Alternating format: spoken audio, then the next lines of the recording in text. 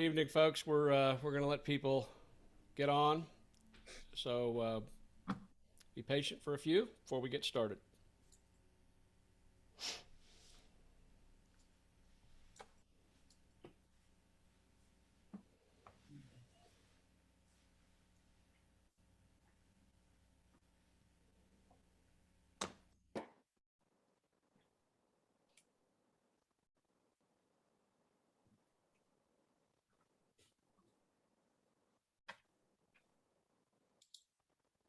Hey, everybody, as we're just opening up things, I see that the chat function is open.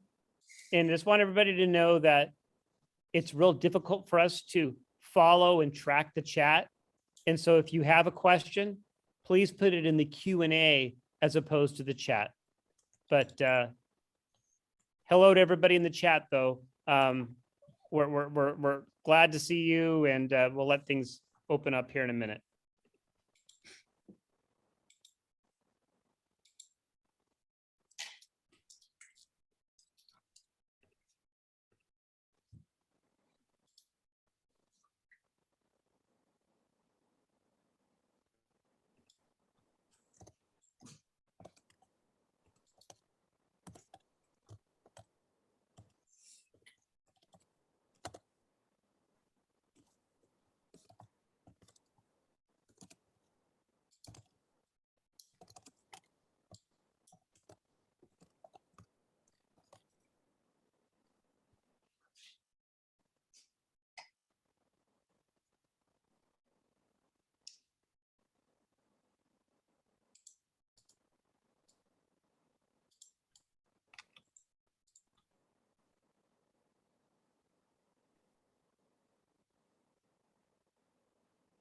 Just a couple more minutes.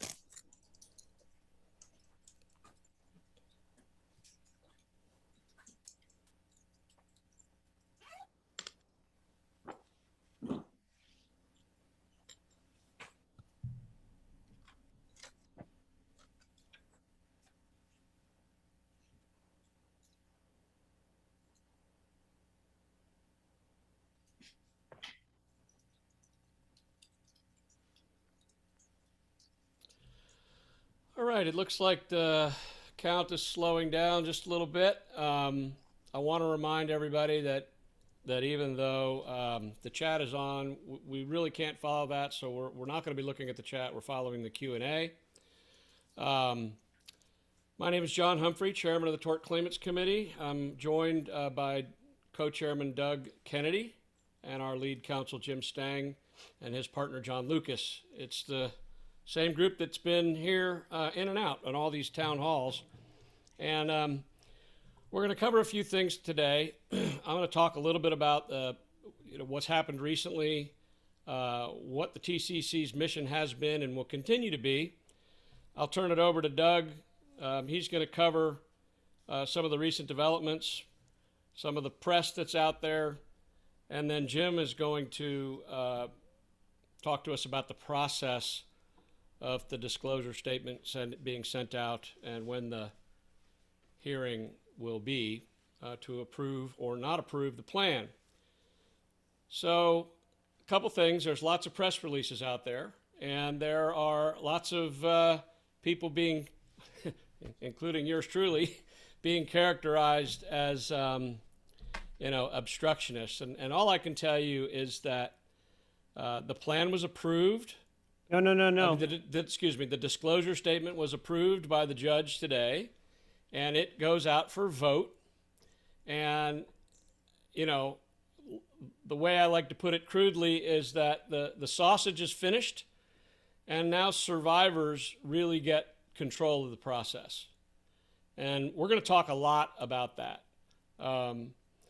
Until the disclosure statement is actually mailed to you, we are not allowed to solicit either yes or no votes. So we're not going to be doing that tonight.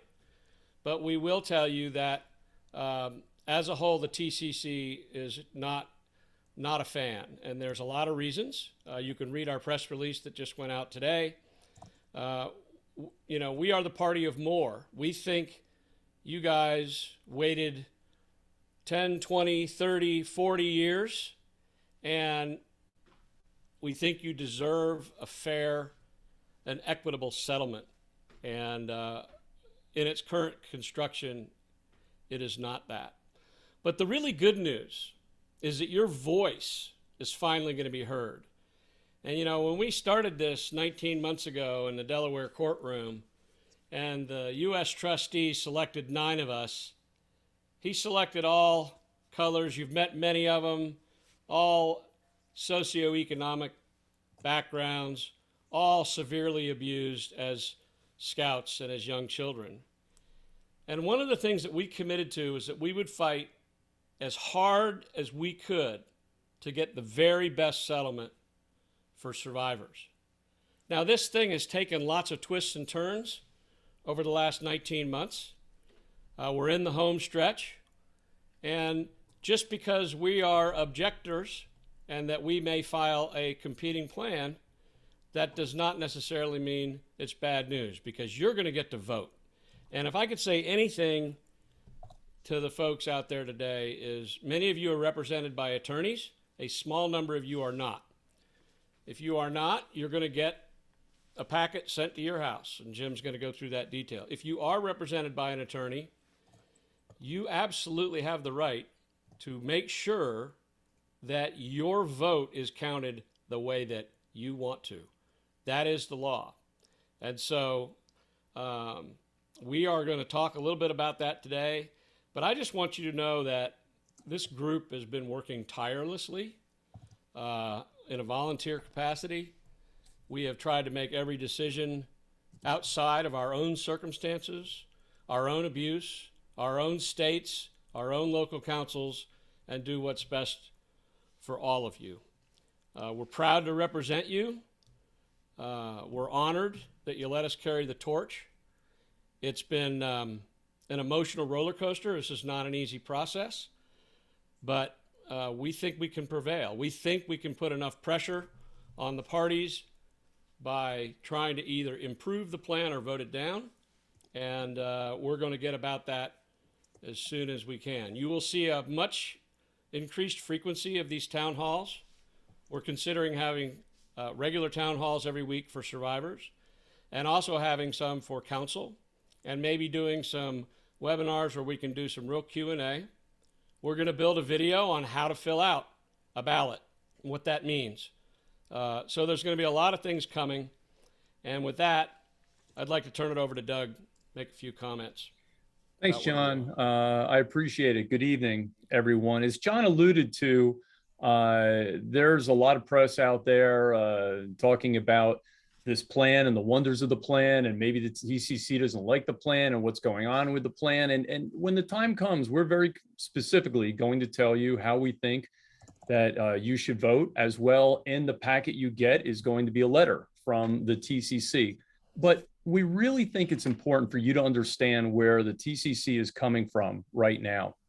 The TCC got to sit around. Our members got to sit around, and some of you were listening to a hearing last week where one of the lawyers for this coalition of six firms that are trying to control this whole process basically got online and claimed that he and his other firms knew what was best for survivors. But what concerns us most is that we keep on hearing this mantra of, we want to put money in the hands of victims as quickly as possible. And we're really concerned how manipulative that is. You know, we had to sit there and listen to an attorney talk about how tough this has been for him and what kind of a toll it's taken. He's gotten so many phone calls from his clients, and, you know, this is difficult, and he hasn't seen a dime from this. And it's sickened us, to be quite frankly. You know, how dare any attorney cry about how many phone calls they've gotten from all of the clients? This attorney took on their thousands of clients and now is upset because he can't handle them. So we need to keep something in mind here, gang, and that is, The TCC is made up of 9 men who represent you. We're volunteers. We're volunteers. We don't stand to make a dime off of this. The attorneys that work for us aren't making a dime contingent upon this settlement. And the firms that are fighting us, well, right now, if this deal were to go through, they stand to make, as it is right now, $425 million. $425 million. You know, we've got a lot of problems as survivors, but not one of them is the problem of how to live like a millionaire. So how dare they tell us that this is a historic settlement amount when the truth is what's historic is the number of survivors of abuse while they were in the Boy Scouts. And what will be, if it's past historic, will be how low per person these settlements are. So now that we've had an opportunity for an attorney to tell you how he's representing all these clients and all these survivors, what we'd like to do tonight is remind you of who's representing you. John and I and 7 other men are representing you. And we know what it's like to be a survivor of sexual abuse. I know that. 44 years and 2 months ago, I was raped and molested repeatedly. There isn't a lawyer in this world that can tell you he knows what it's like to be a survivor. I know what it's like. I know what the impacts are like. I'm not going to list them out because all of you have them as well. You know, where I found the strength, all of you have found the strength, I don't know, but bless you for having that strength. So we understand. And you know what else? I'll tell you what else. Through all of this, through the decades, like you, I've done one thing, and that's waited. I've waited decades for laws to change so law enforcement could do something about my abuser. I've waited decades until I could find the strength to tell my wife and children what happened to me. I've waited decades in my own private hell, wondering if anyone would find out what happened to me. And I've waited decades to find out whether or not the monster that abused me abused anybody else. And you know what? I've waited decades for there to be some kind of resolution to this, the kind of resolution we seek right now. But you know what I haven't waited decades for, and none of you, we haven't waited decades to become a victim again. We want this horrible chapter to be over, but this is the one and only shot we get to make this right if this goes through the bankruptcy process and eventually there's a settlement. We get one shot, and no one wants to wake up the day after it's over and feel like a victim again. We haven't waited decades to accept some kind of deal that's going to amount to less than 10 cents on the dollar of what we deserve. We haven't waited decades to be a victim again so scouts can continue on as if nothing happened. We haven't waited decades to be a victim again as insurance companies pay us a fraction of what they should when we were the ones that contributed to those settlements. And we sure as hell haven't waited decades to be a victim again at the hands of a small number of law firms who are going to become millionaires and seek to gain almost $500 million at this point off of this. The TCC reads your email. We know you've waited too. We know you've waited through decades of addiction. We know you've waited through decades of failed careers and failed relationships, mental health issues, and we know you want a resolution. But we know that you want to feel when this is over like you haven't been a victim again. The TCC is going to fight for you. And if you want a quick settlement, we want a plan where there's an opportunity for you to get that. But if you don't want to be sold out for pennies on the dollar, because you don't want to be a victim again, because you want to have your wait to be worth it, well, we do too. None of us have waited decades to be victims again. We're going to fight our asses off, everybody. We're going to fight our asses off to take this plan to task and to let you know how to vote and to let you know we will not accept a bad plan. We have your back. All we're asking is that you keep on watching these messages. You let us help you with this process as we start to go through this. John and I will be learning about how to vote as well. And we'd like you to remember that we think that the group that understands what survivors need most is the group that's made up of survivors. So please stay strong, everybody, because we're working on it. Okay. Thanks, Thanks, Doug. John. Yeah, I appreciate that. You know, sometimes in all of the daily grind, we lose the fact that we've been through a lot. You know, and as I reflected today, one of the reasons is when you look at the money that's on the table just from the BSA and the local councils, it's about $800 million. And you know, there's these illusions in the press that the BSA is heading towards liquidation. That's not going to happen. That's not what we want.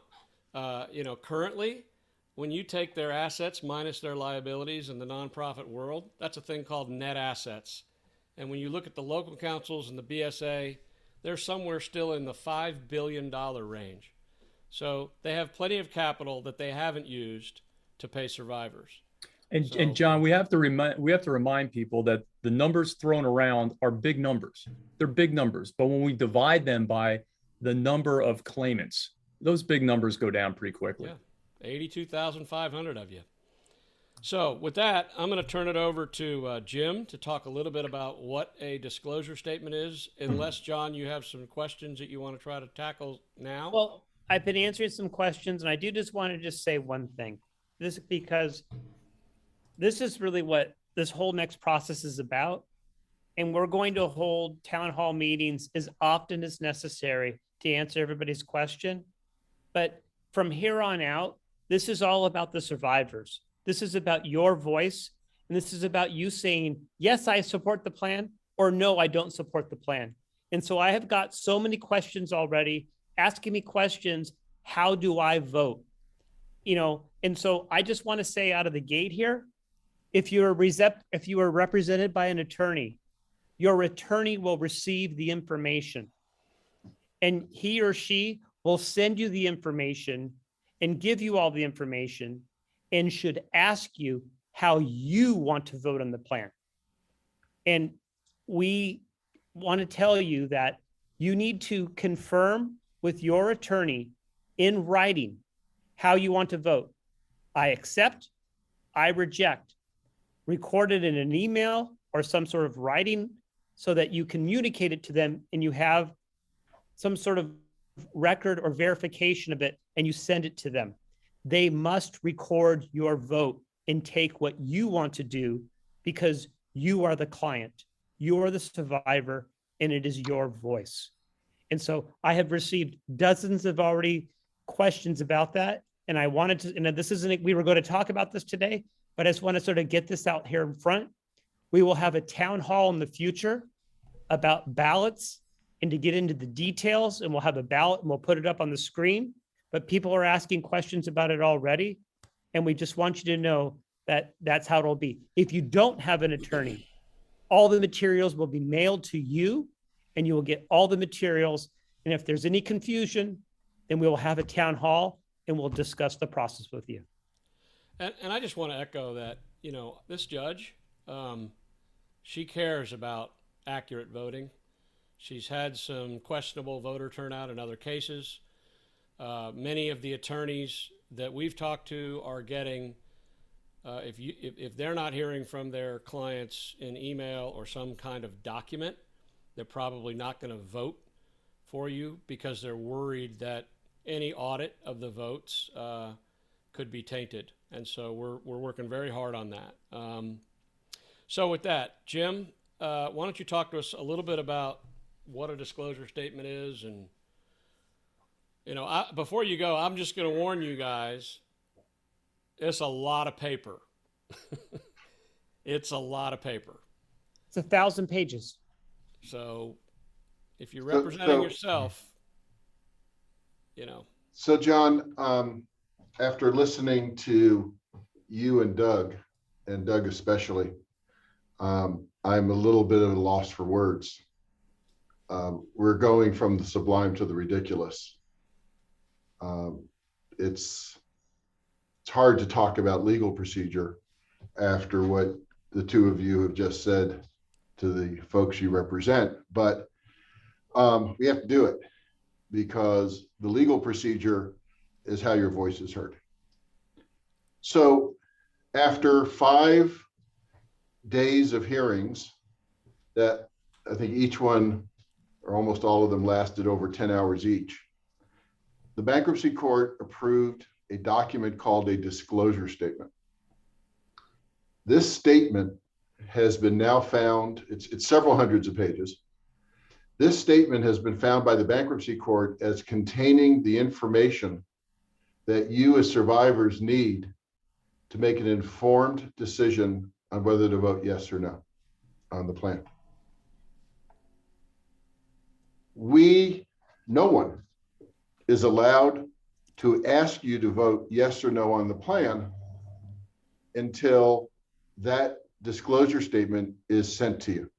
Now, of course, you can have conversations with your counsel, but we as a committee cannot ask you to vote yes or no on the plan. The Bankruptcy Code is very clear about this. But at the same time, we as a committee have a statutory duty to keep you informed as to the formulation of a plan and our perspective on it. So we're walking a bit of a line tonight because we're going to tell you how we feel about aspects of the plan, but we are not going to ask you to vote yes, and we are not going to ask you to vote no. When the plan and the disclosure statement and your ballot for voting have all been distributed, we are able to give you our recommendation with an explicit vote yes or vote no. So please bear with us. Doug and John and the other 7 guys are dealing with lawyers who are telling them, no, not yet. And it's frustrating, but it will preserve the integrity of the voting. Because if that rule is violated, the votes that are tainted by that violation can be disregarded. And the last thing that the TCC wants to do is take away your voice. So the disclosure statement was approved by a court order entered today. You will receive what we call a solicitation package. And the deadline for sending those out is October 15th. As John Lucas said, if you are unrepresented by counsel, or if you indicated that you wanted to be communicated with directly, notwithstanding your hiring a lawyer, you will get to your address on the proof of claim the solicitation package.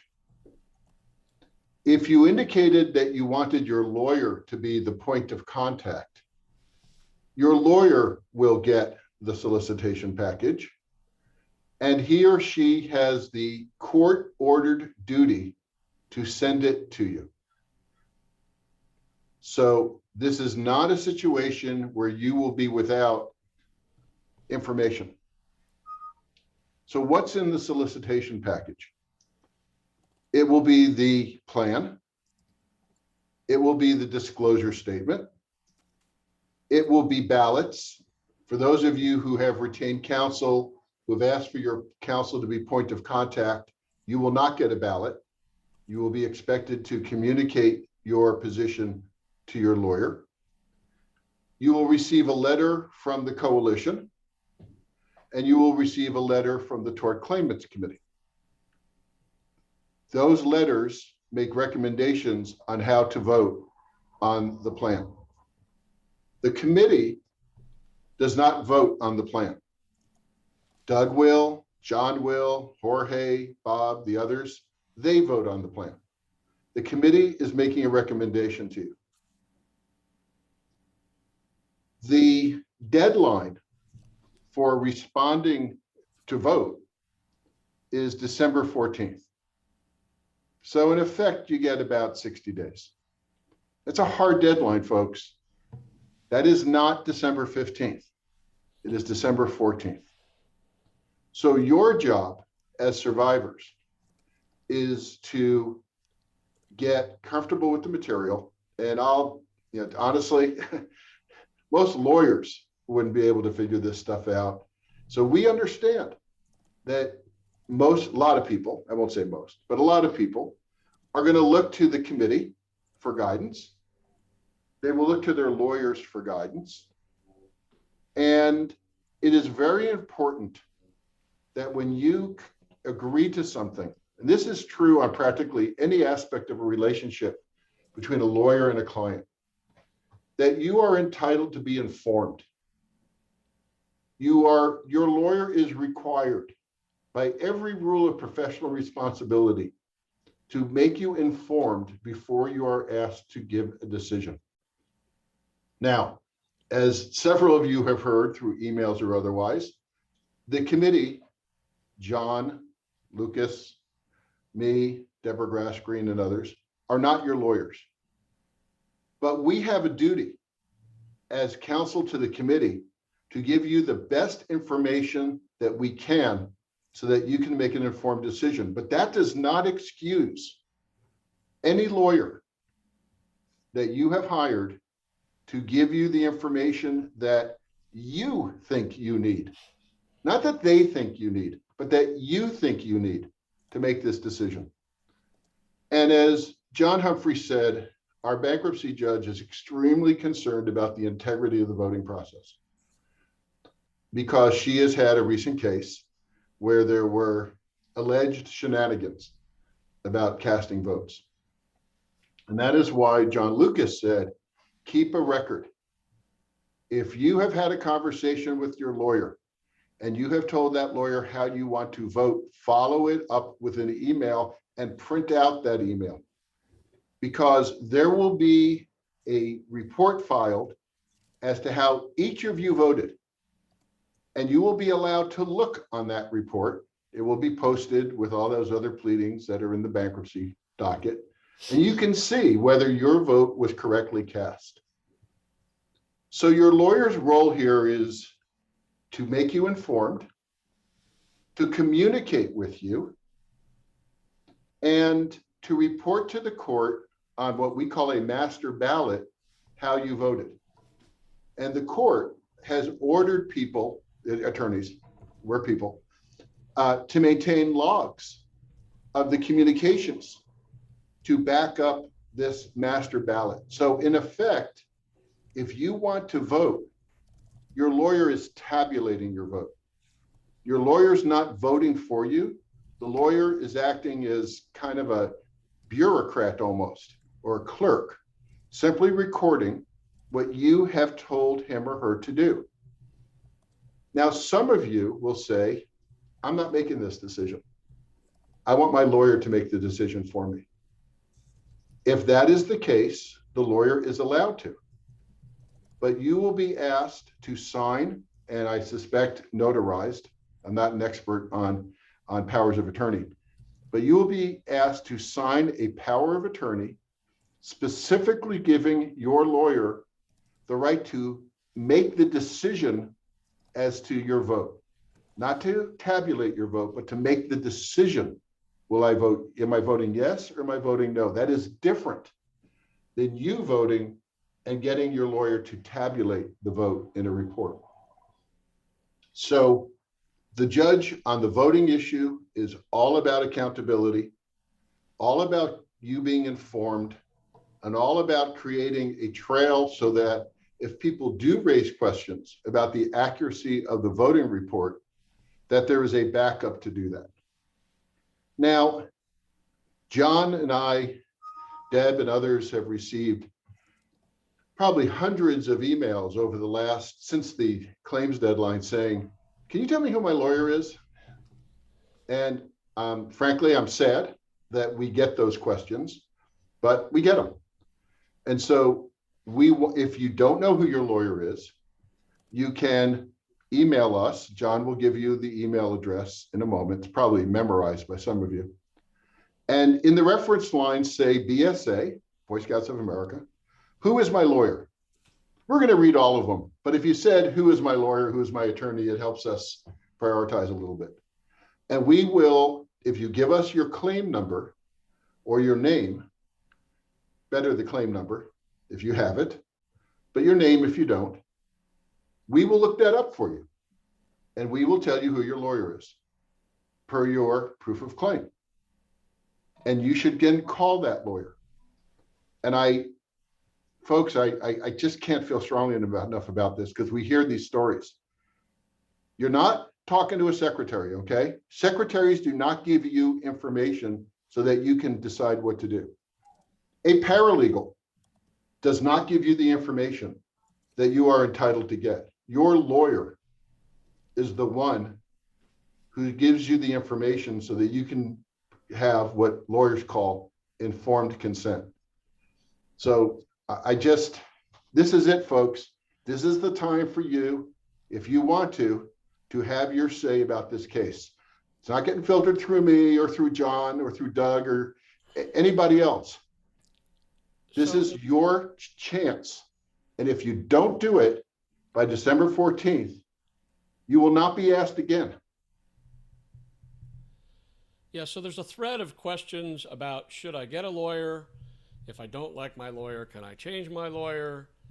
Okay. You can absolutely change your lawyer. This is a relationship that you control. And if you want to change your lawyer, you write him a note or her a note. It should be in writing saying, thank you, you are discharged. If you can find another lawyer, God bless. And really, it should be between the lawyers as to how to divide up the fee, because that shouldn't be your problem. And you are entitled to know, by the way, how they're dividing up the fee if that goes on.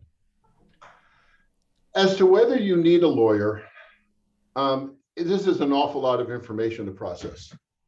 And the plan, if it is approved, is going to entail more work in terms of you explaining the abuse you suffered, possibly having to document it beyond what you've already done in your claim form.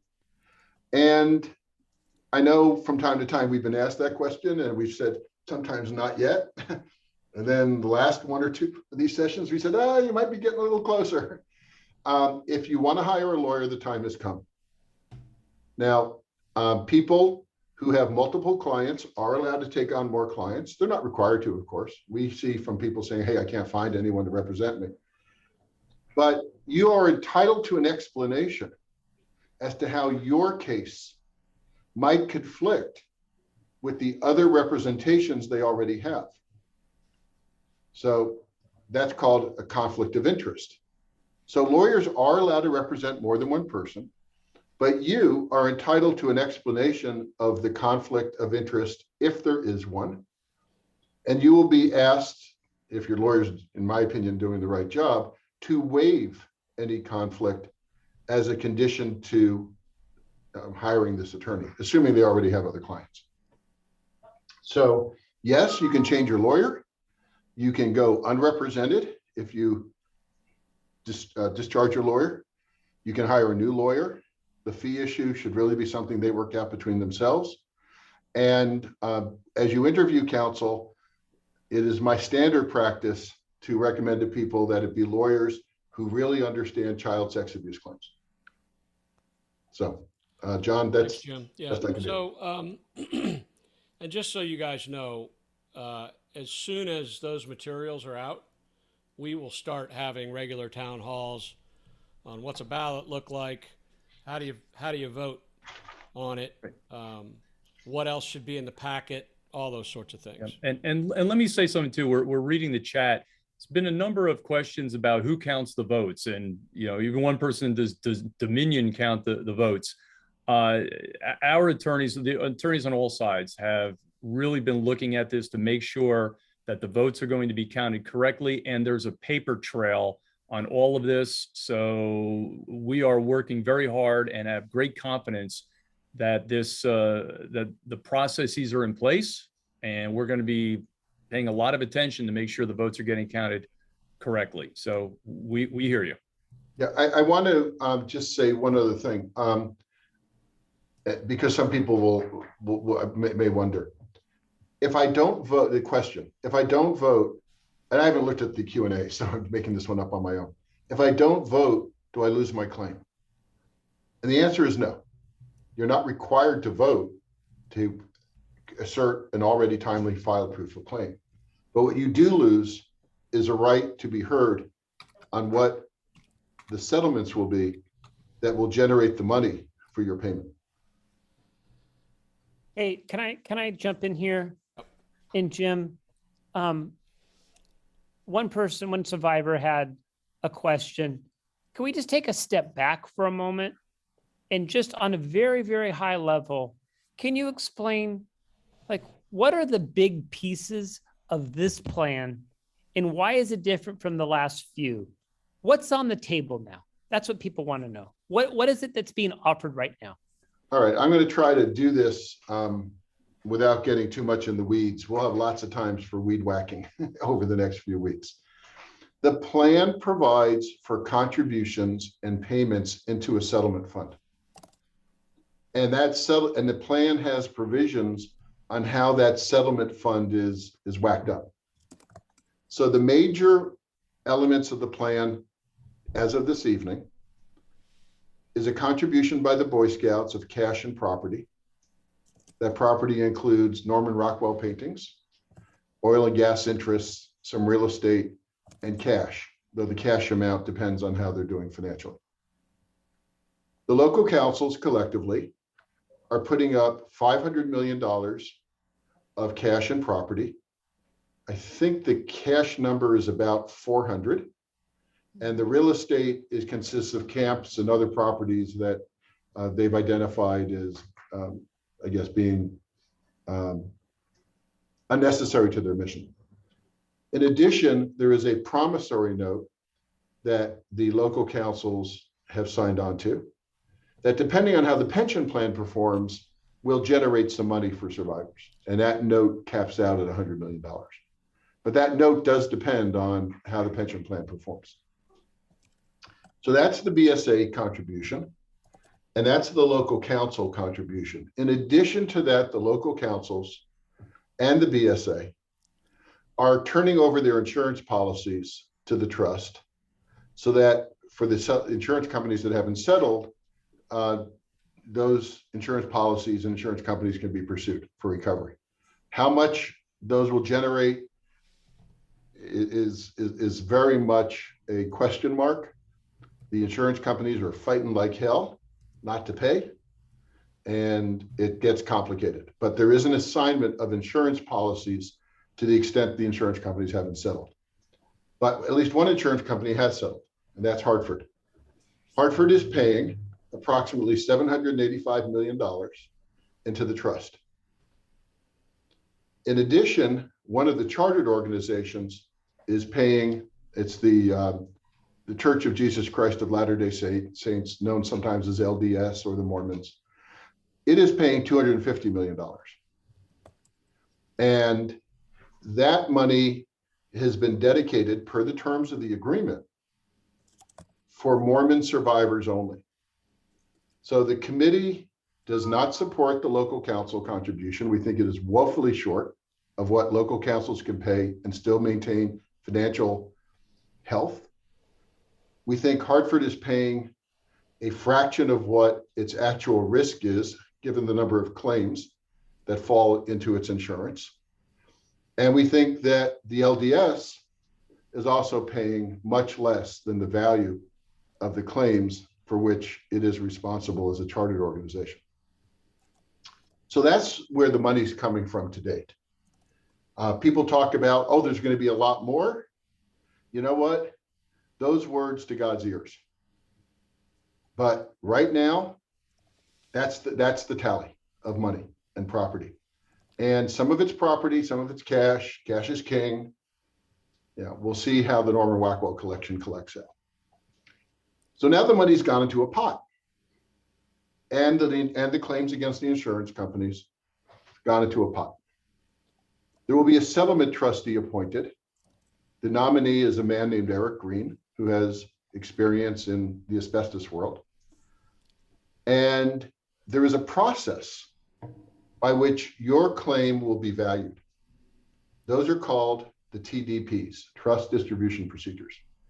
And that includes levels of abuse, ranging from penetration down to non-touching, like being shown a porn magazine. There are values established for each tier. And then that amount can go up depending on certain circumstances, and it can go down. And the go down part, most objectively, is the statute of limitations adjustment, depending on the state where you suffered the abuse. Not where you're living today, where you suffered the abuse. And all that information is in the solicitation package, and we will digest it, translate it for you on the websites of the TCC. How much are you actually going to get? Well, the TDP process may value your claim at, I'll use the base amount for penetration, at $600,000. Base meaning that's where you start from. It can go up, it can go down. But there's no guarantee that you're going to get $600,000. Our projection, based on current settlements, is that you will get something short of $60,000 if all things go well, and if Mr. Green doesn't run up a big bill. That's where we get the 10 cents on the dollar part. Now, again, that's starting at a base amount with adjustments for the statute of limitations, because there's a chart that does that. But other factors that take you up or take you down, we can't predict that as to a given claim. So when you hear cents on the dollar, when we say it to you, we're taking the matrix in the TDP, we're adjusting the claim for the statute of limitations, then we run the numbers, the dollars, through that formula. So from time to time, the trustee will send you a check. It depends on how much litigation against the insurance companies is costing him or her. It depends on how much it costs to review the claims, to do this adjustment process I'm talking about. But it's not going to be a single check and you're done. That is unlikely. It will be an initial check of some percentage of your award, and then hopefully more. But you know, chickens before they hatch in that regard. So I hope that helps. And how long will this go? Because that's always the question. How much and when? It depends on the fight generally with the insurance companies. And if there are settlements, obviously it makes the money come faster. But settlements are settlements, and you've heard from us, we're not happy with those settlements. And so you'll hear about, oh, it'll be years and years and years of lawsuits. Well, it could be, but the job of the trustee is to evaluate at every point in time, is it worth the candle? Is the money I'm spending fighting with this carrier worth the amount that I might get with the additional cost of attorney's fees and the additional time for you? Does it make it worthwhile to continue fighting? So Thanks, Jim. I'm gonna hit three sort of threads that I was hearing. One, there was a lot of questions about the coalition's fees and what happened at the hearing. So in the plan with the BSA, so the coalition hired bankruptcy attorneys, Brown Rudnick, and professionals, almost replicating what we have done on the TCC. And they petitioned the court to pay for those fees and then pay $1 million a month going forward. And the judge, after careful consideration, took that out of the plan because there is a process at the end of a trial to apply for making a substantial contribution. John? Yeah, just want to say though, and there was a specific question about this. The judge did say yesterday that she wasn't going to approve the coalition's request for professional fees under the plan. When you read the plan, it's still in there.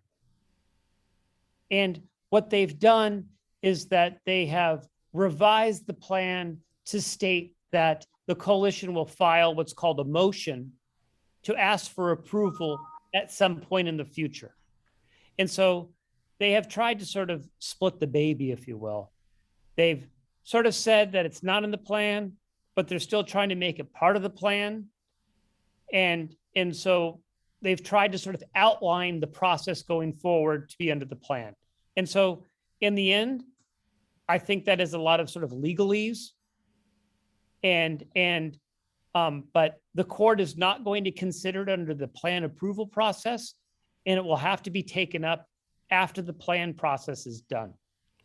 So there is some confusion because when you search for it in those provisions or those sections in the plan that describe the coalition expense reimbursement, it's still there, but they've added a couple of words to change a little bit. But it's not always obvious to those who aren't lawyers, I should say. And Jim, there was a couple of questions about, I'm in a state that doesn't have a very good statute of limitations for survivors. How long does a window stay open in case that law changes? Is it, if it changes a year down the road, what happens? Yeah, so the chart reflects the evaluation by, frankly, the TCC, the coalition, the future claims rep, and the debtor as to what the appropriate discounts are for the statute of limitations now. That honeymoon period of cooperation between the coalition and the TCC, which got dashed on the rocks when they took a lowball settlement from Hartford, did at least, there was one surviving element of it, and that was the statute of limitations schedule. My understanding of the plan, and John may correct me if I'm wrong, is that if you want to put your claim on the shelf for a while and hold off on its evaluation, and also, of course, the payment, you can do so to see if your state changes its law. And those of you who live in Pennsylvania have heard a lot over the last year to 18 months about the possibility of Pennsylvania changing, but there are other states as well. Pennsylvania just sticks out of my mind. And so I believe there is a period for you to kind of sit back and wait to see what happens, but it doesn't go on forever. And we will talk about that in more detail in future town halls. Jim, one thing I want to ask as I'm reading the chats is, could you just mention briefly the reason why we right now aren't saying, and here's our plan, here's what we're going to ask you guys to vote for? Because as a survivor, and John and I know next to nothing about bankruptcy, we're learning. It's like drinking through a fire hose. There's so many things that we've learned that we'd like to do, but just can't do. Sure. So I talked a lot about informed consent, your lawyer's obligation to make sure you're informed before you make a decision. Well, the bankruptcy process has kind of a similar concept. The disclosure statement is the key because it is the document that has the information that enables you to make an informed decision. That's the standard. So I can't ask you to vote yes or no on a plan until that disclosure statement has actually been transmitted to you. That's what the bankruptcy code says. No one can solicit you to accept or reject a plan until the disclosure statement has been approved, it has been, and been transmitted, which it has not yet been. Now you can go on to the court's docket and look at it, but a little hyper-technical here perhaps, it hasn't been transmitted to you. So does the TCC have alternatives? Yes. Can we talk about them? We are very concerned that we don't want to taint votes that would follow the recommendation of the TCC. So soon, folks, really soon, we will be able to tell you what those alternatives are and tell you why we have come to those alternatives. But for right now, the last thing I want to have happen is for me or John Lucas to say something that will disqualify votes who act in accordance with our recommendation. So I know it's frustrating, but folks, you have until December 14th, right? You don't have to do this tonight. Yep. The vote's not tonight. So talk a little bit about the hearing that is scheduled for January the 24th. Sure. And what somebody said, hey, if it gets voted down, do we start all over? Yeah. So the hearing on January 24th is called a confirmation hearing, which is just bankruptcy talk for an approval hearing. There are, 20 plus fact things the judge must determine before she can approve the plan. One of which includes how the voting turned out, but it's not the only factor. So she will, at that hearing, take testimony about a number of things, including the ability of the local councils to pay more, because we've made no bones about the fact that we think they should and should be required to. That she will take testimony about the adequacy of the hearing with Hartford. where we were going to put up experts to tell her what we think the value of the claims are for the Hartford years, same for the Mormons, and a host of other issues. But those are kind of the highlights, if you will. And at the end of that hearing, which could take multiple days, folks, and not necessarily consecutive days. In our world, we sometimes leapfrog days because of the judge's calendar. But she will eventually decide whether to confirm / approve the plan or reject it. And there's a lot of negotiation going on during all of that because people are trying to read the tea leaves, and you can make some adjustments to a plan without asking you to vote again. But that's kind of the background. If she disapproves the plan, you don't start all over, because we know what Hartford was willing to settle at, and we try to build on that. Same for Mormons or anyone else who comes forward. There are aspects of the TDPs that the committee would have comments on and seek to enhance to be the committee of more. And so there is a certain starting over part. It would be a different plan. Depending on how significant the differences are, she might require people to vote again.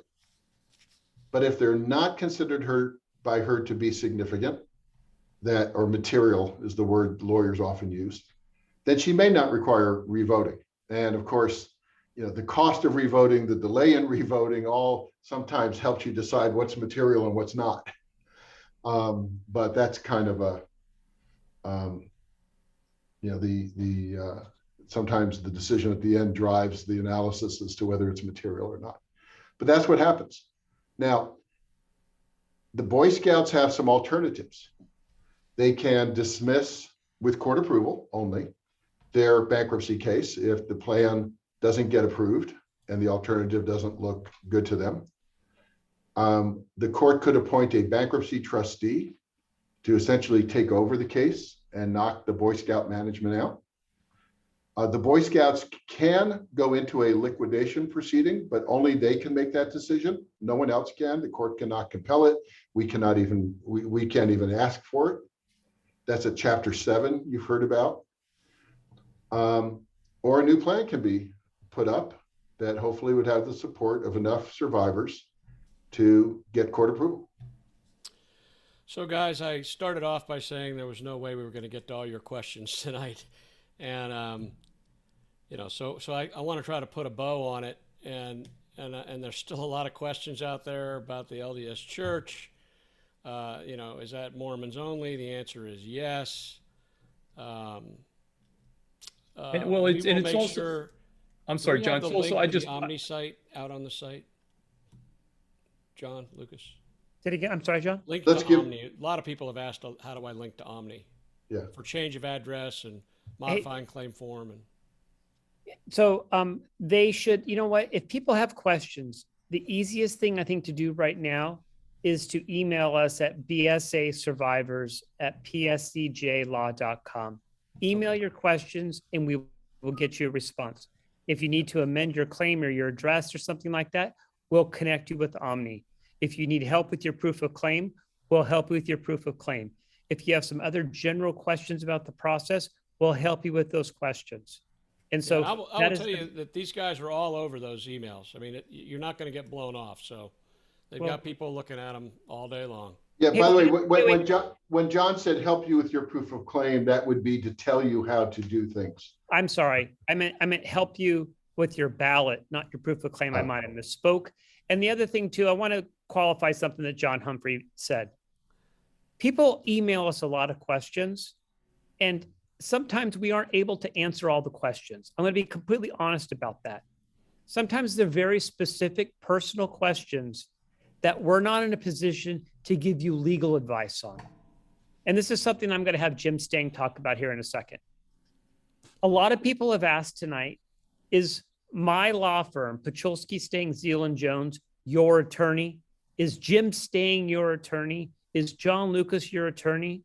And the short answer is no, but I'll let Jim explain why. But as to the questions, we can help you with the general questions about the process. where to go, how to find answers, where to submit something.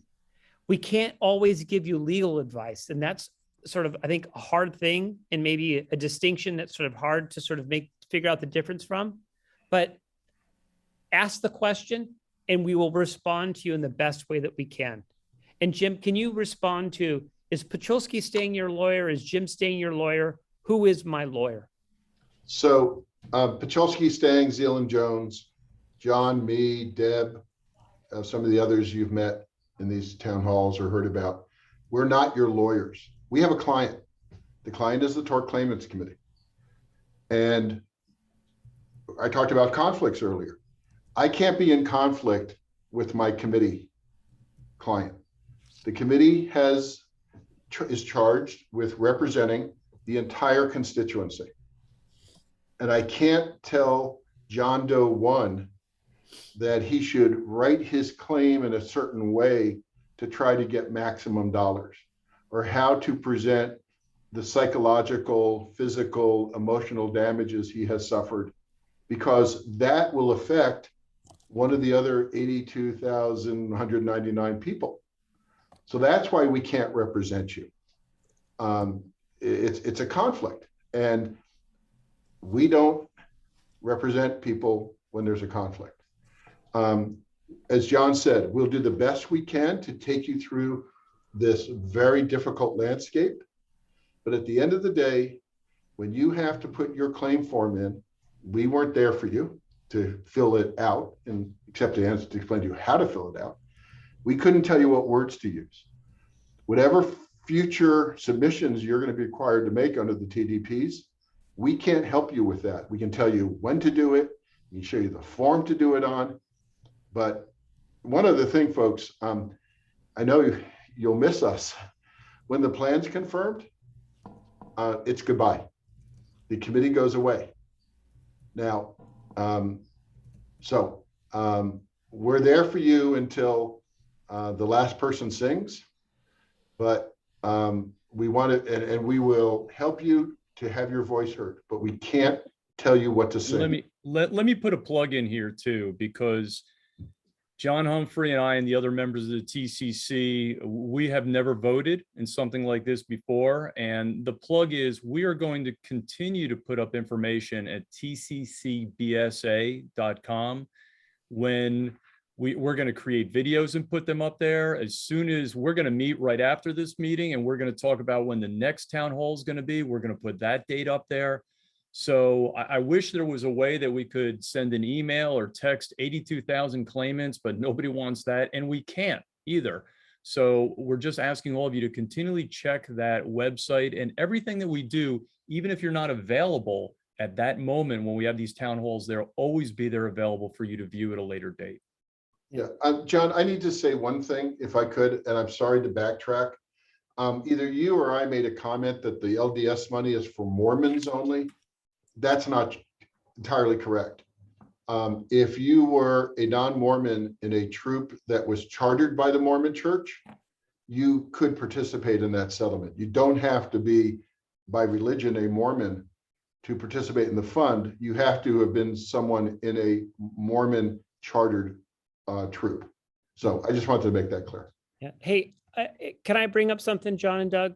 I want to sort of pose, I think, an important question. I saw one question, and again, there have been probably about 300 questions so far. But there was one question that I just saw that really stood out. And the question was, if there are a lot of deals, and Jim, I'm going to pose this to you. If there are a lot of deals being made right now, and, there's the 785 deal with Hartford, and there's the 250 deal with the Mormon Church, and there's, a deal with BSA, what are the deals that the TCC are going to bring to the table? How are we distinguishing ourselves? And I think that it's important, Jim, to explain sort of the dynamic here when somebody is offered one thing to close something and what it is that they're going to take that's before them. That is, if when somebody's negotiating with the coalition, for example. Oh, okay, I got it. Okay. So we have spent enormous amounts of time and frankly money trying to understand the claims, and I'll just use Hartford as an example, the claims that fall within the Hartford years. We know which ones they are, pretty much. You know, not everyone's proof of claim is got great calendar accuracy, but we pretty much know what it is. We have thoroughly reviewed the Hartford policies to understand what is within their coverage and what is not. We have looked at the defenses that Hartford has asserted, such as, hey, Boy Scouts, you knew about that guy. We don't insure risks that you know about and won't tell us about. Those are called coverage defenses, something like that. So we make demands upon Hartford and we make demands upon other parties, monetary demands. We will settle with you if you pay X dollars. Is this what you wanted me to talk about, John? It is. Okay. And then I've got somebody else out there who represents a survivor. And that person says to Hartford, you know what? Stang asked you for X.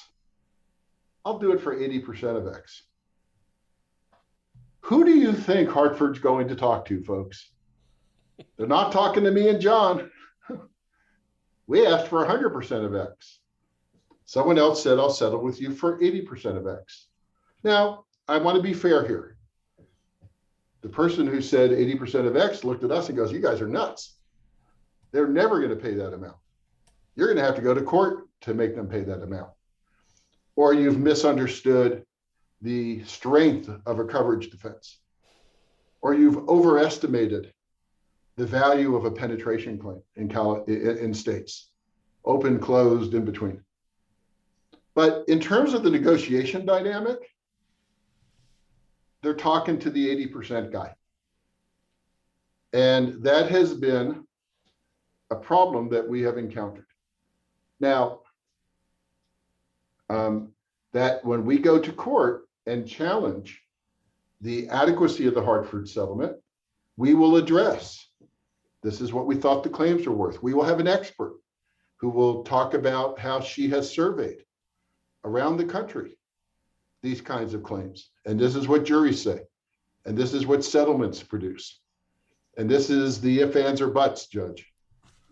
And we will have a legal discussion about whether Hartford's coverage defenses are really as strong as they say, and whether they did the right count of the number of claims, and whether the policy dollar amounts are what we think they are versus what Hartford might think they are.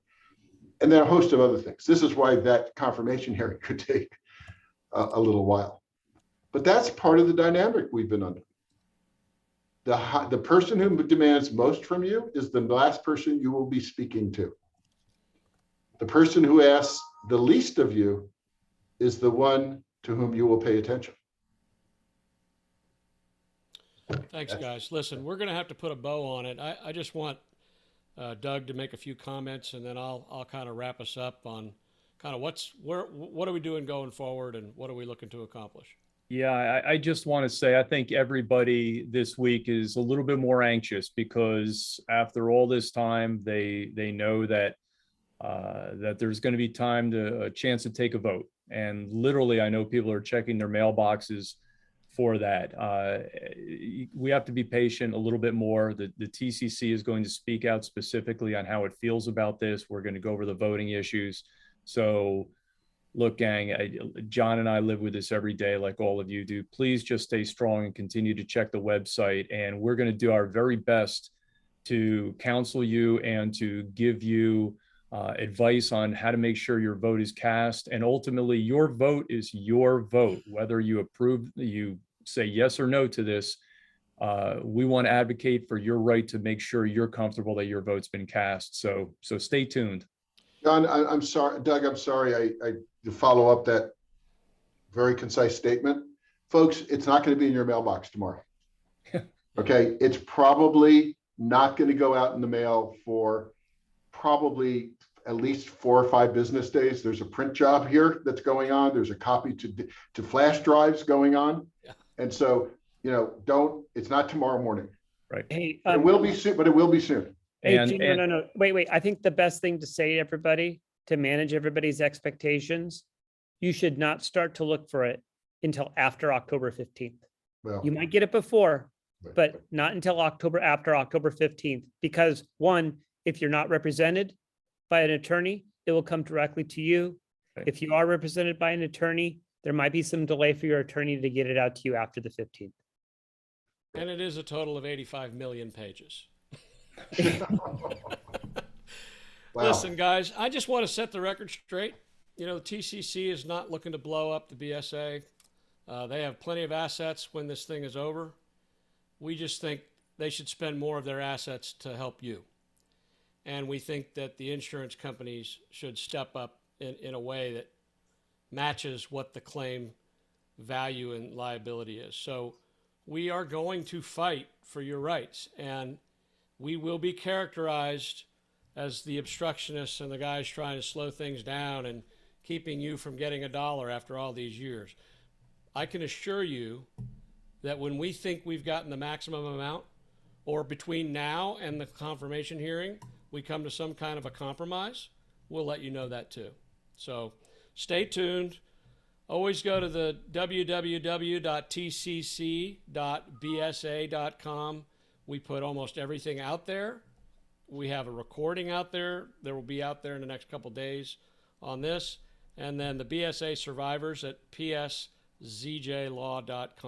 Hey, John, you misspoke on the website. You had one too many dots in it. It's www.tccbsa.com.